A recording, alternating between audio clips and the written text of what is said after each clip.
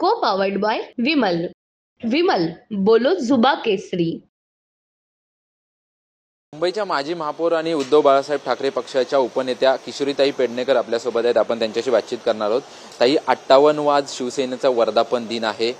शिवसेनेच्या पडत्या काळापासून किंवा शिवसेनेचा चांगला काळ असेल त्या संपूर्ण काळामध्ये तुम्ही सोबत होतात. 58वा आज वर्धापन दिन आहे. काय भावना आहेत, काय प्रतिक्रिया? ह्या 58 जो दिवस आहे म्हणजे वर्ष गेली आहे आणि वर्धापन दिन आहे, त्याच्यातले सुखाचे पण आम्ही वर्धापन दिन पाहिले, पण सुखापेक्षा आम्ही दुःखाचे वर्धापन जास्त पाहिले. अगदी उदाहरण द्यायचं झालं तर त्यावेळेला त्या काळी छगन भुजबळ साहेब फुटणं, त्यांच्या पाठोपाठ गणेश नाईक जाणं, त्याच्यानंतर राज ठाकरे फुटणं, नारायण राणे फुटणं, त्याचबरोबर ह्या एवढा मोठा फुटून गुवाहाटीला पळणारे, या सगळ्या या स्थित्यांतरांमध्ये आम्ही कायम बाळासाहेबांबरोबर राहिलो, आम्ही कायम उद्धवजींबरोबर राहिलो, राहणार. आमचा घराणं पूर्ण त्यांच्याबरोबर राहणार. 58 जेव्हा आम्ही वर्धापन दिन साजरा करतो तेव्हा 100% सिंहावलोकन केलं जातं आणि त्या सिंहावलोकनमध्ये अनेकदा आमच्या लक्षात येतं की मागच्या काळामध्ये काही आम्ही खूप चांगलं केलं तर काही आम्ही चुका पण केल्या आणि त्या चुका सुधारण्यासाठी जो आपण 2022चा वर्धापन 19 जून त्या खरा चुका सुधारण्याचं भाषण होतं, पण त्याचं त्यांनी छोट्याशा याचं मोठं भगदाड झालं. अर्थात समुद्रासारखा पक्ष वाढत होता, त्याच्यामध्ये भरती येते, ओहोटी येते. भरती आल्यानंतर जे जे हलके आहेत ते वाहून जातात, जे स्वतःचं अस्तित्व टिकून राहतात ते राहून जातात. त्यामुळे आम्हाला असं वाटतं आज उद्धव बाळासाहेब ठाकरे हे बाळासाहेबांनंतर म्हणजे बाळासाहेब असतानाच त्यांनी धुरा घेतली, पण बाळासाहेब 12ला गेल्यानंतर त्यांनी म्हणजे आत्ताचे जे मुख्यमंत्री आहेत एकनाथ शिंदे यांना तर 12 नंतर जास्त पेस मिळाला काम करायला. ओपन हँड म्हणजे स्वतःच्या एका अधिकारीशाहीमध्ये त्यांना मिळाला. आता त्याचा किती चांगला वापर झाला, गैरवापर झाला ती जनता बघते, मी नाही बोलणार. आणि ह्या संपूर्ण याच्यामध्ये बाळासाहेबांची उद्धवजींनी आजच्या दिवशी सर्वांना ठणकावून सांगते कुठलीही भूमिका बदललेली नाही. कारण बाळासाहेबांचे विचार हे देशद्रोही लोकांसाठी होते. मग तो अगदी हिंदू असू दे, ख्रिश्चन असू दे, मुसलमान असू दे, तो देशद्रोही आहे. आता आपल्याकडे मराठी हिंदू देशद्रोही सापडले ना, तुमच्याच राज्यात सापडले ना, तुमचंच सरकार असताना सापडले ना, मग ते देशद्रोही आहेत. ते हिंदू आहेत म्हणून त्यांच्या बाजूनी नाही.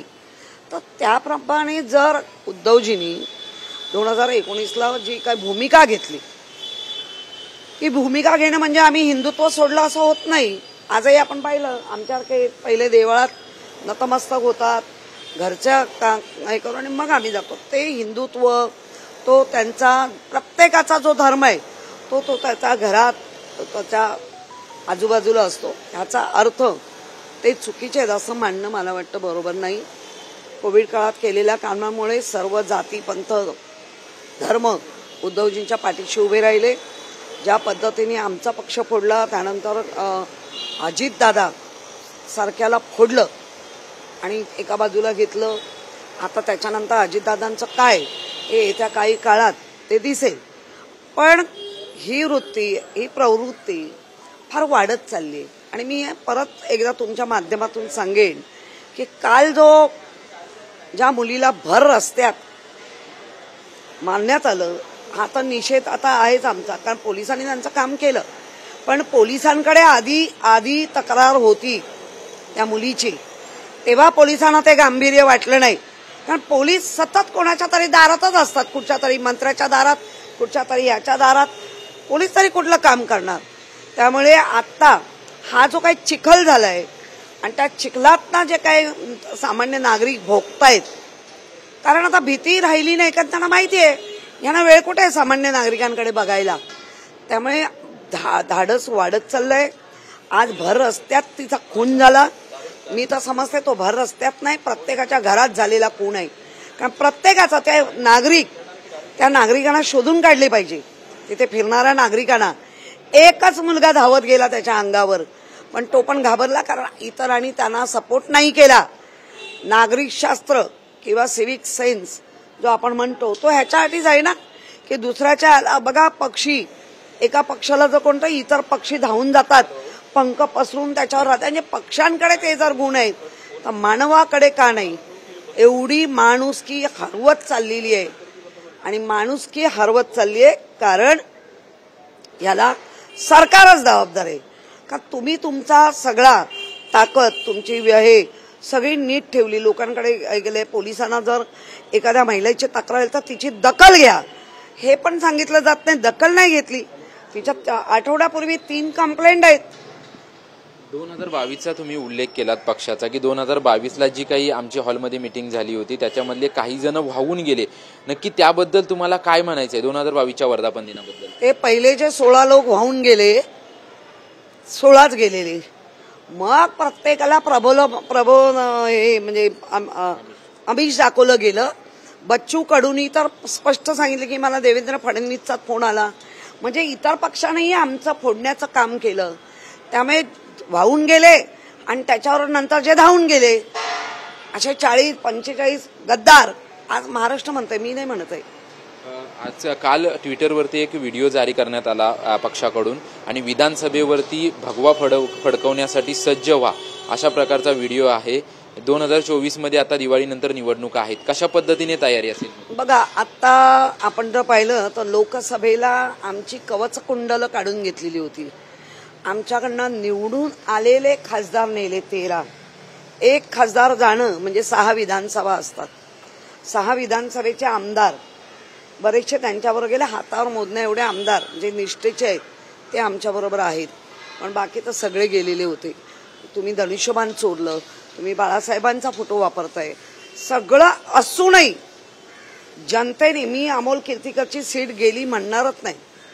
मी म्हणणार आमच्या 10 सीट आलेल्या आहेत आणि त्या 10 सीट उद्धवजींनी एक हाती, त्यांच्याबरोबर संजय राऊत, त्यांच्याबरोबर आदित्य ठाकरे साहेब, त्यांच्याबरोबर सुषमा अंधारे आणि आमच्यासारखे सगळे बालेकिल्ले राखून आहोत. आणि मुळात जो मराठी माणूस, मराठी माणसाची निष्ठा, त्याचप्रमाणे इथे कष्टकरी त्याची निष्ठा, श्रमकरी त्याची निष्ठा, या सगळ्याचा मेळ म्हणजे उद्धवजींना मिळालेले 10 सीट. विधानसभेवरती भगवा फडकवणार 100%, कारण आम्ही आघाडी, महाविकास आघाडी घेऊन चाललोय. त्यामुळे 100 नाही 1000% विधानसभेवर महाआघाडी विकासाचा झेंडा आणि त्याच्यात मध्ये आमचा भगवा मोठा लहरत असेल. शिंदे गटाकडून देखील वरळी डोममध्ये त्यांचा वर्धापन दिन साजरा केला जातोय. 2 वर्धापन दिन सलग दुसऱ्या दिवशी साजरे केले जाते, त्याबद्दल काय? आता तुम्ही जे बोलला ना शिंदे गटच आहेत ते, बरोबर आहे. तर काय प्रत्येकाला अधिकार आहे मी काय करावं, तो त्यांचा अधिकार आहे. ते मुख्यमंत्री आहे सन्माननीय, त्यामुळे तो त्यांचा अधिकार आहे, त्यांना त्यांचं करू दे. पण आमचा कायम षण्मुखानंद, एक हॉल, एक स्टेज, एक नेता आणि निष्ठावंत कार्यकर्ते, तुफान भरलेलं असतं. आम्हाला कुठूनही हे पैसे घ्या, हे गाडी घ्या, मग या, आम्हाला सांगावं लागत नाही. आम्ही स्वखुशीने आमचा वडापाव, आमचं काय पाण्याची बाटली, आमचं काय जे असेल ते आम्ही आपलं घेऊन जातो, शांतपणे भाषण ऐकतो आणि बाहेर आल्यानंतर खातो. दोन्हीकडून 58वं वर्धापन दिन म्हटलं जाते, मग नक्की खरा वर्धापन दिन कोणाचा? आता खरं म्हणजे तुम्हाला कळलं पाहिजे, 2022ला तुम्ही फुटलात, तुम्ही त्या याच्यावर स्वार झालात, तर तुमचा दुसरा किंवा तिसरा असेल. पहिला तर झालाच नाही, 23ला झाला, हा 24ला, 2च दुसरा. त्यामुळे मी त्या अंकांच्या आकड्यांमध्ये जात नाही. हे आकडे लागलेले आहेत ना, तेच डेंजर आहेत. धन्यवाद ताई, आमच्याशी बातचीत केल्याबद्दल. आपण पाहतोय की शिंदे गटाचा जो वर्धापन दिन आहे तो दुसरा किंवा तिसरा असू शकतो. आमचा 58वा वर्धापन दिन आहे अशी प्रतिक्रिया जी आहे ते किशोरी पेडणेकर यांनी दिलेली आहे. कॅमेरामन नागनाथसह निवृत्ती बाबर, TV9 मराठी, मुंबई. को पावर्ड बाय विमल. बोलो जुबा केसरी.